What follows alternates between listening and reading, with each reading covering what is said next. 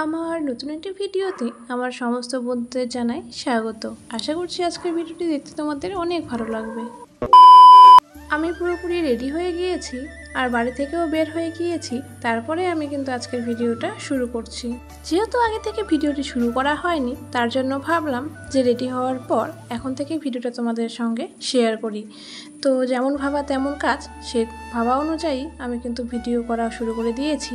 বাড়ি থেকে বেরিয়ে আমরা টোটোতে উঠে রওনা দিলাম আমাদের গন্তব্যস্থলে। কোথায় যাচ্ছি ও হ্যাঁ, সেটা তো তোমাদের সঙ্গে শেয়ার করা হয়নি। তো আমরা যাচ্ছি একটু আজকে মার্কেটিং করতে বা ঘুরতে, দুটোই। তো এসেছি আমি, মামি এবং একটা দিদি। তো যেহেতু বাড়িতে পুজো আর কয়েকদিন পর, তো তার জন্য একটু তো নিজেদের রূপচর্চা করতেই হয়। তো সেই অনুযায়ী আমরা চলে এসেছি পার্লারে। এটা একটা ফ্যামিলি সেলুন বা পার্লার, যে যেটাই বলো না কেন। তো এখানে মামি আসছে ভুরু করতে। তো মামি প্রথমে ভুরুটা তুলে নিচ্ছিল, তারপর মামি আমাকে বলল তুমিও তুলে নাও।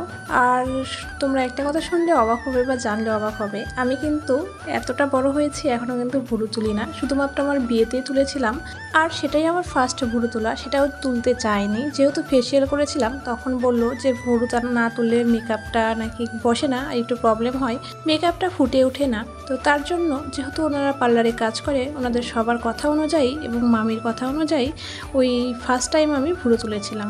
তো সেটাও মামিকে সঙ্গে এনে, সেজন্যই মামি বলছে যে একবার তুলেছ আর একবার তোলো, তাহলে বেশ ভালো হবে। আর যেহেতু বাড়িতে পুজো, তো মামির কথা মতো সেজন্য কিন্তু আমিও ভুরু তুলতে বসে পড়লাম। যেহেতু বাড়িতে পুজো লেগেছে, কাজকর্ম তো অনেক, এর মধ্যে তো নিজের রূপচর্চাটা করাও একান্ত জরুরি। তো তার জন্য সেটাই কিন্তু আমাদের করা হয়ে গেল। তারপর আমরা চলে এসেছি কিন্তু মার্কেটে বাজার করতে।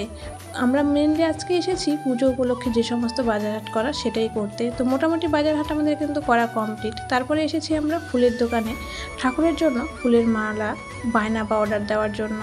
যেহেতু বড় মালা, তো দিনের দিন অর্ডার না দিলে তো পাওয়া যাবে না। তো সেই জন্য আমরা আগে থেকে চলে এসেছি অর্ডার দিতে। আর পুজোর কিন্তু আর একদমই বেশি দিন দেরি নেই, দেরি আছে মাত্র 3 দিন। আর তারপরে আমাদের দেখো এসেছি অনেকটা আগে, তার জন্য খিদে পেয়ে গেছে। আর বালুরঘাটে আসলে আমরা যেটা খাই বা আমাদের সবার যেটা প্রিয়, সেটা হলো ধোসা। কারণ ধোসাটা এতটাই টেস্টি। তো সেই জন্য আমরা সবাই চলে আসলাম ধোসা খেতে। আর এসে আর দেখো অলরেডি আমাদের ধোসাও চলে এসেছে। তো ধোসা খাওয়া স্টার্ট হয়ে গেছে। তারপরে প্রচণ্ড রোদ গরম, তার জন্য এখানে নিয়ে নিলাম লস্যি। তো লস্যি ধোসা সমস্ত কিছু খাওয়া দাওয়া কমপ্লিট। তারপরে আমাদের মোটামুটি প্রায় সমস্ত কাজ হয়ে গিয়েছিলো। কাজ শুধু একটাই বাকি ছিল, দশকর্মা বাজার। তো তারপরে আমরা মার্কেটে ঢুকে গেলাম আবার দশকর্মা বাজারের জন্য। তো দশকর্মা বাজার নেওয়া কমপ্লিট।